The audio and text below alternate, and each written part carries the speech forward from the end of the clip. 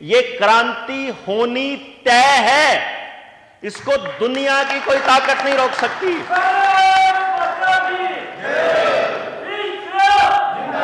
तय किया हुआ है, ना वो रुकने वाले हैं ना हम रुकने वाले हैं।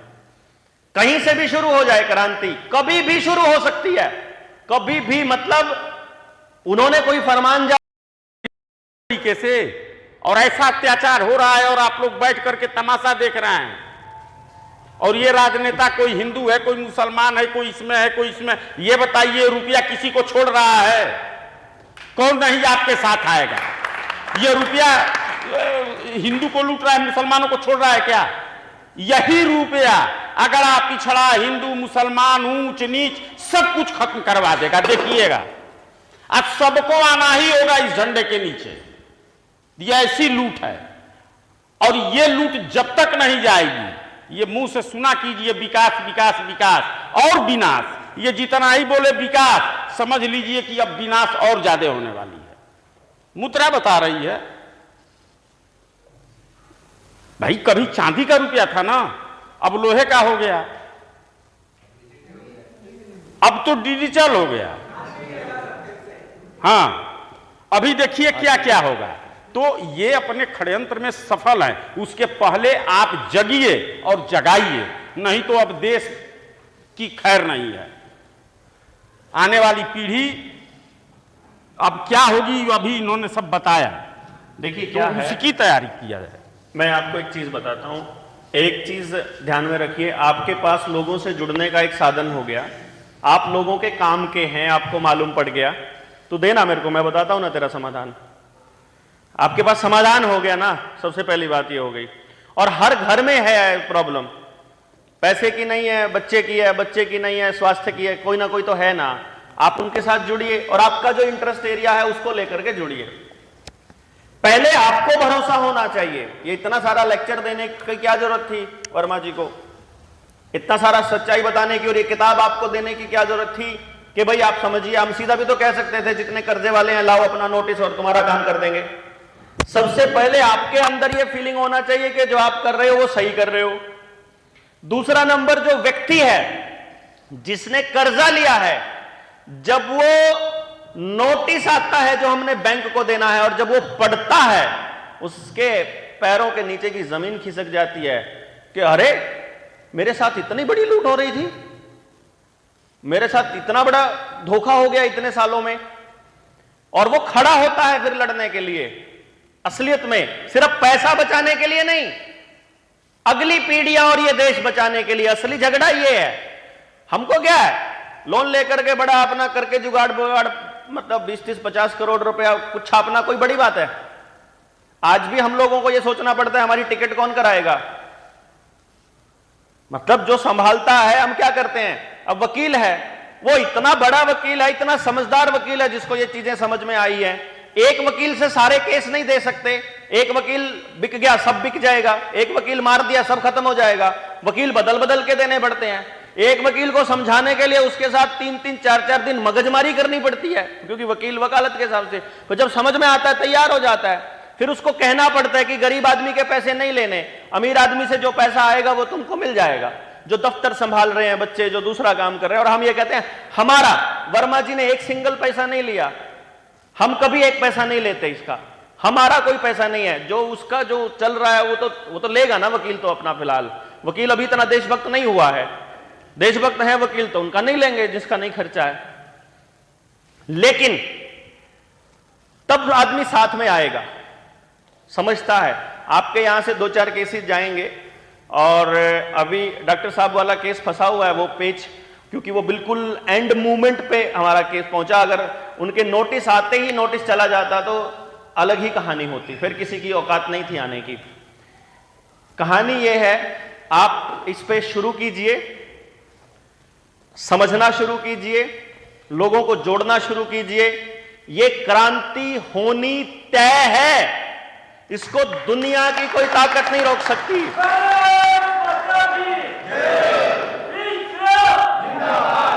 ठीक है ना? इसको कोई भी नहीं रोक सकता। फर्क सिर्फ इतना है कि इस ज्ञान युद्ध में, इस धर्म युद्ध में आप किस तरफ खड़े होंगे। या पास में सामने खड़े होकर केवल तमाशा देख रहे होंगे। ये तो होना तय है। ये उन्होंने भी तय किया हुआ है, ये हमने भी तय किया हुआ है। ना वो रुकने वाले हैं ना हम रुकने वाले हैं। कहीं से भी शुरू हो जाए क्रांति, कभी भी शुरू हो सकती है, कभी भी। मतलब उन्होंने कोई फरमान जारी किया, मेरे जैसे किसी पागल आदमी ने फरमान को मानने से मना किया, कोई अफसर आएगा, वहां बैठेंगे कि क्या होगा, कि जेल होगी, कि आदमी मरेगा, कि जाएगा, कुछ नहीं पता। लेकिन यह शुरू तो हो सकता है। हो सकता है ये 1 लाख शुरू होने से, 1 लाख बनने से पहले शुरू हो जाए। हो सकता है ये 20,000 पे ही शुरू हो जाए। लेकिन उस दिन, जिस दिन ये शुरू हो जाए, उस दिन घर बैठने के बारे में मत सोच लेना, बस ये गलती मत कर देना। उस दिन तो फिर जैसे हमारा है, हमारे नहीं घर वाले भी पूछते कि कहां है, कब आएगा, कुछ नहीं पूछते।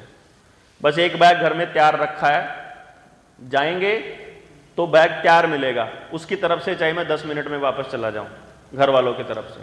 मुझे लिस्ट दी थी उन्होंने जनवरी में, मेरी घरवाली ने मुझे लिस्ट दी थी कि 14 दिन पूरे साल में आप घर आए हो। मैंने कहा अरे 14 दिन थोड़ी आया हूं, मैं तो ज्यादा दिन आया हूं। मैंने कहा उस दिन आया था, उस दिन आया था, ऐसे करके। मैंने कहा ऐसे करके? कहता है उस दिन मालूम है आपको, 15 मिनट के लिए आए थे। आते ही बैग नहा धो के बैग बदल के चले गए थे कि ये वाले मैले कपड़े हैं, ये रख लो, उधर वाले वो। तो आपको उस दिन के लिए घर से निकलना पड़ेगा। ये समझ के लीजिए, ये लड़ाई बहुत, यानी कि डू और डाई की लड़ाई है। तब से चली है ये, नेताजी के वक्त से चली है। यानी कि इनको मालूम था कि पूरी तरह से खोखला करना है इस देश को। आज भी हमारे जंगल बचे हुए हैं, आज भी हमारे पास जमीनें बची हैं, कोयला बचा है, सोना बचा है, हीरा बचा है, कश्मीर में यूरेनियम बचा है, अभी बचा है। ये यहां से पोर्ट से ट्रांसपोर्ट होना शुरू हो जाएगा। कुछ नहीं बचने वाला है अगर नहीं खड़े हुए। प्राइवेटाइजेशन भी रोकनी पड़ेगी, ये जंगल कटने भी रोकने पड़ेंगे, नक्सलियों के साथ भी जाकर खड़ा होना पड़ेगा। वो नक्सली नहीं है, वो अपने जंगल बचाने की लड़ाई लड़ रहे हैं।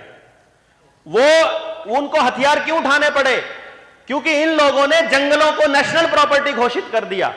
जो उनके पुरखे सदा से उन जंगलों की रक्षा करते आ रहे थे, उन लोगों को इन्होंने नक्सली बना दिया।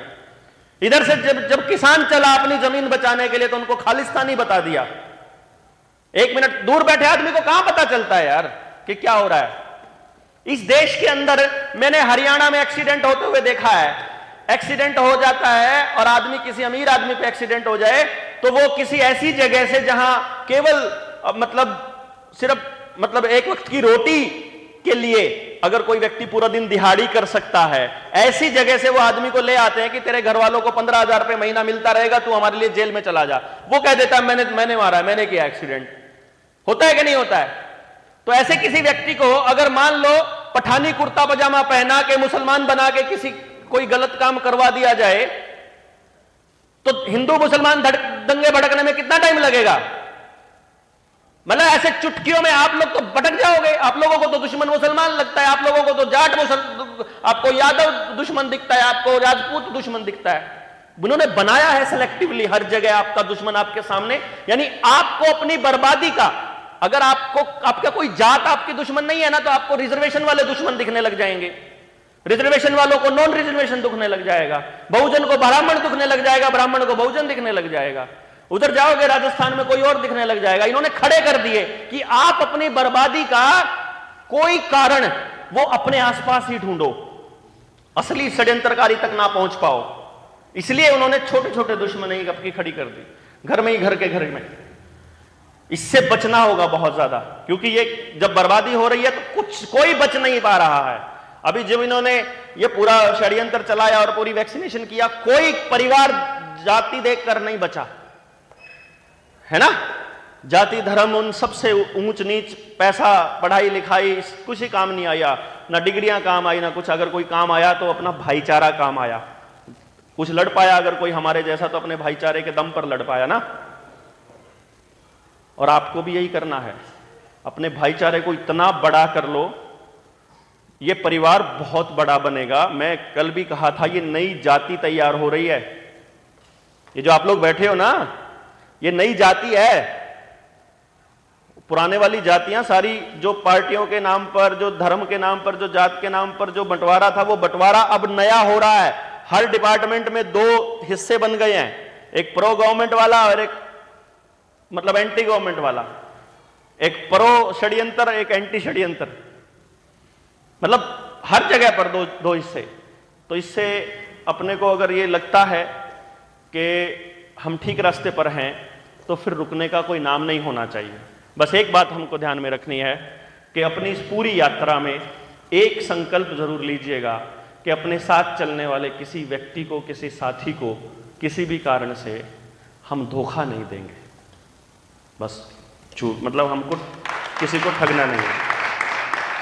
हम लोग कम खा लेंगे, हम लोग कम लड़ लेंगे, लड़के मर लेंगे, लेकिन हमें चीट नहीं करना अपने साथियों को, और किसी चीज के लिए नहीं, क्योंकि हम तो किसी चीज के लिए चल नहीं रहे हैं। बस आपको यह करना है कि अब से रुकना नहीं है। रास्ते बहुत हैं, आपको अभी ये लगेगा क्या होगा कैसे होगा, जब हमको ये लगेगा कि ये व्यक्ति इस काम के लिए तैयार है, अपने आप तैयार कर देंगे। ये लगेगा कि ये व्यक्ति अब इस चीज के लिए तैयार है, उसको अपने आप तैयारी कर ले, पर कम से कम कम्युनिकेशन गैप ना रहे, बातचीत रहे। आप लोग भेजिए, जुड़िए, हम एक ग्रुप बना देंगे, सारे इन साथियों को जोड़ देंगे। उस ग्रुप में कोई गुड मॉर्निंग गुड आफ्टरनून नहीं होगा, कोई खबर नहीं होगी, कोई जानकारी की बात होगी तो अलग बात है। बाकी कनेक्टेड रहिएगा, सबको बचाएंगे, खुद भी बचेंगे, अपने परिवारों को भी बचाएंगे और इस लड़ाई को बढ़ाएंगे। अभी भरत कुछ बोलना चाह रहा था, हो गया? ठीक है, तो हमारी तरफ से अच्छा इसको रोक दो इसको।